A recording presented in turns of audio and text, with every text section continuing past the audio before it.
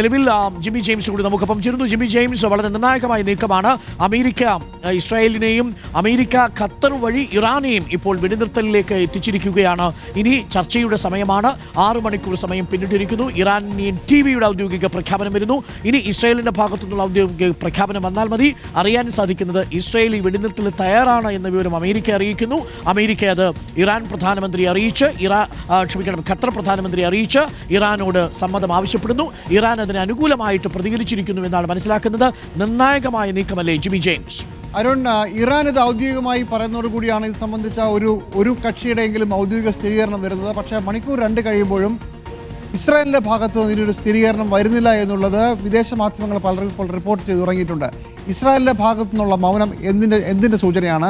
America സ്വന്തം നിലയ്ക്കെടുത്ത് മുന്നോട്ട് പോകുന്ന ഈ വെടിനിർത്തൽ ഉപാധികളോടുകൂടിയുള്ള ചർച്ചകളും മറ്റു കാര്യങ്ങളിലും ഇസ്രായേൽ എങ്ങനെ പ്രതികരിക്കുന്നു എന്നുള്ളത് വളരെ പ്രധാനപ്പെട്ട കാര്യമാണ്. എന്താണ് ഈ വെടിനിർത്തലിനുള്ള ഉപാധി? എന്തൊക്കെ കാര്യങ്ങളാണ് ഇനി അങ്ങോട്ട് ചെയ്യാൻ പാടില്ലാത്തത്? എന്തൊക്കെയാണ് ഈ കാര്യങ്ങൾ ചെയ്യാൻ പോകുന്നത്? ഈ കാര്യത്തിൽ ഇസ്രായേലിൻ്റെ ഭാഗത്തുനിന്നുള്ള പ്രതികരണം കൂടി വന്നാലേ ഇത് നടന്നുവെന്ന് പൂർണ്ണമായി പറയാൻ പറ്റൂ. നമുക്കുള്ള അനുഭവം വെച്ച് അമേരിക്ക പരസ്യമായി പറഞ്ഞതിനെ പലതവണ ലംഘിച്ച രാജ്യമാണ് ഇസ്രായേൽ.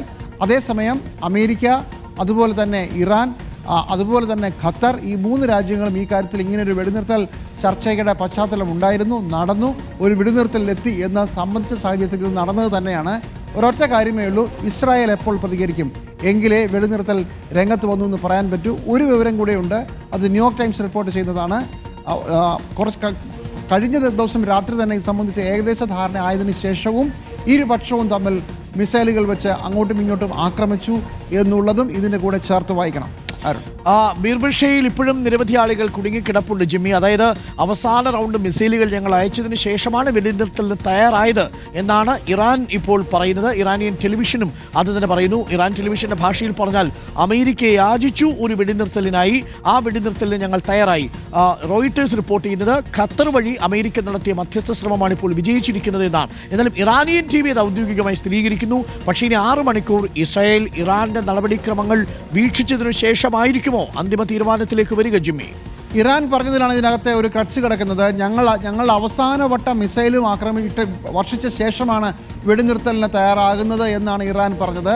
ഇസ്രായേൽ ഒരുപക്ഷെ അങ്ങനെയാണെങ്കിൽ ഒരു റൗണ്ട് കൂടി ഞങ്ങളുടെ ഭാഗത്തുനിന്നൂടെ തിരിച്ചടി വരട്ടെ, എന്നിട്ട് ഞങ്ങൾ സമാധാനത്തിലേക്ക് വരാം എന്ന് ആലോചിച്ചാലോ?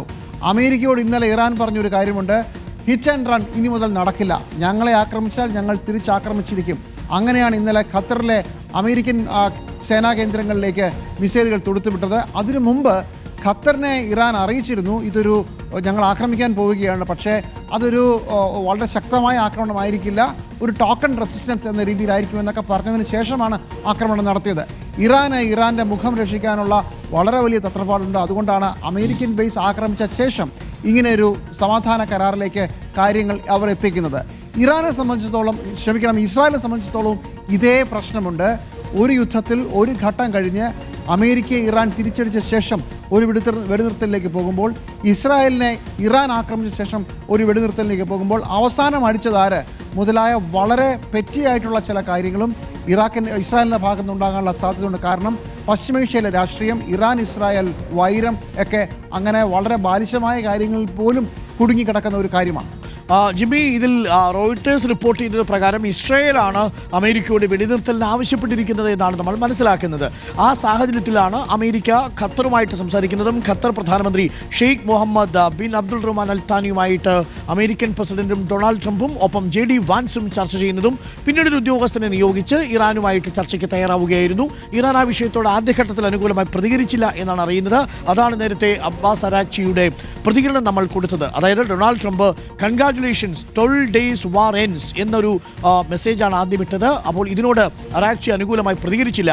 പക്ഷേ ഇപ്പോൾ ഖത്തർ പ്രധാനമന്ത്രിയുടെ ഇടപെടലോടുകൂടി ഇറാൻ അക്കാര്യം സ്ഥിരീകരിക്കുന്നുണ്ട്. പക്ഷേ നേരത്തെ ജിമ്മി പറഞ്ഞതുപോലെ ഇതിൽ അവസാനത്തെ ആക്രമണം നടത്തിയതാര് എന്ന ചോദ്യത്തിലേക്ക് പോകുമോ? ഇപ്പോൾ ഏറ്റവും ഒടുവിൽ വരുന്നത് ബീർബിഷയിൽ 3 പേർ കൊല്ലപ്പെട്ടിരിക്കുന്നു എന്ന വിവരമാണ്. അത് ഇസ്രായേലിനെ സംബന്ധിച്ച് വലിയ ആഘാതം തന്നെയാണ്.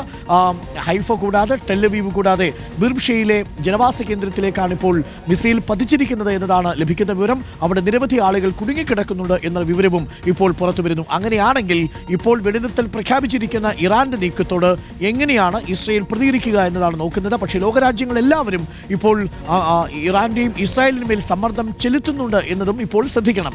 ജിമ്മി, വളരെ വലിയ സമ്മർദ്ദമാണ് ചെലുത്തിക്കൊണ്ടിരിക്കുന്നത്. മാത്രമല്ല, ഇതൊരു വലിയ യുദ്ധത്തിലേക്ക് പോവുക എന്നതിൻ്റെ അർത്ഥം ഇറാനും അമേരിക്കയും ഇസ്രായേലും മാത്രമല്ല, ഇറാൻ അമേരിക്കൻ താവളങ്ങളിലേക്ക്, പശ്ചിമേഷ്യയിലെ അമേരിക്കൻ താവളങ്ങളിലേക്ക് ആക്രമണം നടത്തുക എന്ന് പറഞ്ഞാൽ ഖത്തർ, കുവൈറ്റ് എന്ന് തുടങ്ങി അമേരിക്കയ്ക്ക് സൈന്യത്തിന് എവിടെയൊക്കെ സാന്നിധ്യമുണ്ടോ ആ രാജ്യങ്ങളെ എല്ലാം ഇറാൻ ലക്ഷ്യം വെക്കുന്നുവെന്നാണ്. ഗൾഫ് രാജ്യങ്ങൾ കണ്ണടച്ച് തുറക്കും മുമ്പ് ഈ യുദ്ധത്തിലെ ഒരു കഥാപാത്രങ്ങളായി മാറുന്ന ഒരു വലിയ സാഹചര്യം. വ്യോമപാതകൾ അടയ്ക്കുന്നു. ആ രാജ്യങ്ങളിലെ സമ്പദ്ഘടനയെ, ആ രാജ്യങ്ങളിലെ ദൈനംദിന ജീവിതത്തെ ബാധിക്കുന്നു. ഗൾഫ് രാജ്യങ്ങളൊന്നും ഈ അടുത്ത കാലത്തൊന്നും ഇങ്ങനെ ഒരു സാഹചര്യം മുന്നിൽ കണ്ടിട്ടില്ല. ഗൾഫ് രാജ്യങ്ങളാണ് ഞെട്ടിപ്പോയത്. അവരുടെ കൂടി ആവശ്യമായിരുന്നു ഇറാൻ ഈ യുദ്ധം അമേരിക്കയ്ക്ക് നേരെ തിരിക്കുകയും അമേരിക്കൻ അസറ്റുകൾ പശ്ചിമേഷ്യയിൽ എവിടേക്കുണ്ടോ അവിടേക്ക് ആക്രമിക്കുകയും ചെയ്യുമ്പോൾ അത് ഉണ്ടാകാതിരിക്കുക എന്നുള്ളത്. അല്ലെങ്കിൽ ആ രാജ്യങ്ങളെ ഇത് ബാധിക്കും. ഒരു ലക്ഷ്യം തെറ്റി വരുന്ന ഒരു ബാലിസ്റ്റിക് മിസൈൽ ചിലപ്പോൾ ഭരണാധികാരികളുടെ കൊട്ടാരത്തിലേക്കായിരിക്കും പതിക്കുക. അങ്ങനെയെങ്കിലോ അതടക്കമുള്ള കാര്യങ്ങളുണ്ട്. സ്വന്തം ജനങ്ങളുടെ സുരക്ഷ അവർക്കൊക്കെ നോക്കേണ്ടതുണ്ട്. അതുകൊണ്ട് തന്നെ ഇറാൻ അമേരിക്കയെ ലക്ഷ്യം വെച്ചതോടുകൂടി കാര്യങ്ങൾ മുഴുവൻ മാറി മറിയുകയാണ്. ഗൾഫ് രാജ്യങ്ങളുടെ ആവശ്യമായി മാറിയിരിക്കുന്നു ഈ തർക്കം തീർക്കുക എന്നുള്ളത്. ഇതിൽ ഖത്തർ ഒരു പ്രധാനപ്പെട്ട ഘടകമാണ്. ഖത്തറിനെ എടുത്തു പറയണം. ലോകത്താദ്യമായി, ഗൾഫ് രാജ്യങ്ങളിൽ ആദ്യമായി ഇസ്രായേലിനെ അംഗീകരിച്ച രാജ്യമാണ് ഖത്തർ. അതുപോലെ തന്നെ ഹമാസ് അടക്കമുള്ള തീവ്രവാദ സംഘങ്ങളെ എല്ലാവർക്കും ഓഫീസുള്ള സ്ഥലമാണ് ഖത്തർ. അമേരിക്കയ്ക്ക് ഏറ്റവും വലിയ സൈനിക ബേസുള്ള സ്ഥലവും ഖത്തറാണ്. ഖത്തർ ഇങ്ങനെ ഒരുപാട് വള്ളങ്ങളിൽ കാലുകുത്തി നിൽക്കുന്ന ഒരു വിചിത്രമായ ഒരു രാഷ്ട്രീയ സംവിധാനമാണ് ഖത്തറിലേത്. വഹാബി ട്രഡീഷൻ, സുന്നിയിലെ വഹാബി ട്രഡീഷൻ തുടരുന്ന, അങ്ങനെ വളരെ യാഥാസ്ഥിതിക ഇസ്ലാം ട്രഡീഷൻ പിന്തുടരുന്ന രാജ്യം കൂടിയാണ് ഖത്തർ. ഈ ഖത്തറിന് തന്നെയാണ് അൽ ജസീറ എന്ന പുരോഗമനം പറയുന്ന വാർത്താ ചാനലും ഉള്ളത്. അങ്ങനെ ഖത്തർ എന്ന് പറയുന്ന ഒരു വിചിത്രമായ ഒരു സംവിധാനം ഇതിനിടയ്ക്കുണ്ട്. ഈ ഖത്തറിന് എല്ലാവരുമായും ബന്ധമുണ്ട്, എല്ലാവരുമായും അടുത്ത ബന്ധവും അവരുമായി ചർച്ച നടത്താനുള്ള ശേഷിയുമുണ്ട്. ആ ഖത്തറാണിപ്പോൾ ഈ വിഷയത്തിൽ ഒരു ഇടപെടലിന് ശ്രമിച്ചുകൊണ്ട് ഇരിക്കുന്നതും. ഒറ്റ കാര്യമേ അറിയാനുള്ളൂ, ഇസ്രായേൽ ഒരു തിരിച്ചടി കൂടി കൊടുക്കുമോ അതിനുശേഷമായിരിക്കുമോ ഈ വെടിനിർത്തൽ ഉണ്ടാവുക, അല്ലാതെ തന്നെ ഇസ്രായേൽ സമ്മതിക്കുമോ? അമേരിക്കൻ പ്രസിഡന്റ് പരസ്യമായി പറഞ്ഞ സ്ഥിതിക്ക് ഇസ്രായേലിന് ഇല്ല, ഞങ്ങൾ വെടിനിർത്തലില്ല എന്ന് പരസ്യമായി പറയാനുള്ള സാധ്യത നമ്മൾ എന്തായാലും കാണുന്നില്ല. അത്രയ്ക്ക് കടന്നു പോകുമോ ഇസ്രായേൽ നമുക്കറിയില്ല. ഒരു പക്ഷേ ഒരു തിരിച്ചടി കൂടി ഇസ്രായേലിൻ്റെ ഭാഗത്തു നിന്ന് ഉണ്ടാകാം.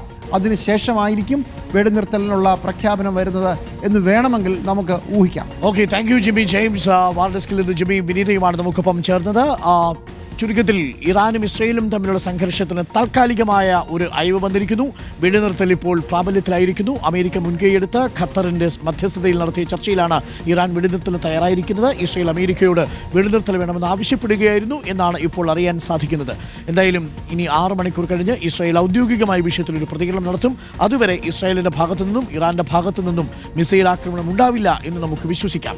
ലോകം സമാധാനത്തിലേക്ക് മാറട്ടെ.